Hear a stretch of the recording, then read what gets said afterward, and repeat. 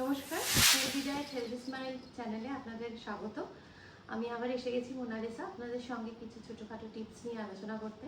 আজকে যেটা আমরা আলোচনা করব, পেয়ারা নিয়ে আমাদের অনেক কনফিউশন থাকে যে পেয়ারা ডায়াবেটিক পেশেন্ট খেতে পারবে কিনা, প্রেগনেন্সিতে পেয়ারা খাওয়া যাবে কিনা, এমনিতে পেয়ারা ভালো কিনা, সেটা নিয়ে আমাদের অনেক কনফিউশন থাকে। তো সেটা নিয়ে আমি কিছু কথা বলবো। পেয়ারা এমনি নিজেই একটা খুব ভালো ফল, এটা সবাই খেতে পারেন।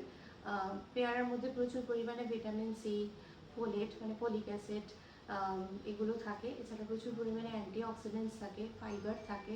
সুতরাং পেয়ারা খাওয়া কিন্তু খুব ভালো শরীরের পক্ষে। আপনারা পেয়ারা প্রতিদিন একটা করে খেতে পারেন, ইভেন 100 থেকে 200 গ্রামের মধ্যেও খেতে পারেন। ইভেন যদি ফ্রুট সালাড খান তার মধ্যেও পেয়ারা অ্যাড করতে পারেন। এছাড়া প্রেগনেন্সিতে পেয়ারা খাওয়া যাবে কিনা, একদম খাওয়া যাবে, একদম সেফ। এবং এটা প্রেগনেন্সি পিরিয়ডে বেবির কিছু কিছু ডেভেলপমেন্টের ক্ষেত্রে কিন্তু যথেষ্ট হেল্প করে। প্রচুর পরিমাণে ভিটামিন সি আছে।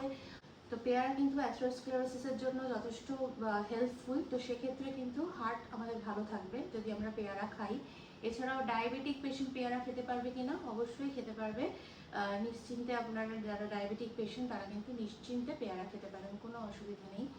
সুতরাং পেয়ারা সবাই মোটামুটি খেতে পারে। শুধু কারোর যদি সে পটাশিয়াম এগুলো যদি খুব বেশির দিকে থাকে, সেক্ষেত্রে আপনারা অবশ্যই কোনো কনসালটেন্ট ডায়েটিশিয়ান বা আপনার যিনি ডক্টর আছেন, হেলথ কেয়ার প্রোভাইডার যিনি আছেন, তার পরামর্শ নিয়ে খাবেন। এছাড়াও যদি আপনাদের কাস্টমাইজড কোনো ডায়েট প্রেসক্রিপশন বা ডায়েট চার্ট লাগে, আপনারা নিচের নাম্বারে যোগাযোগ করতে পারেন।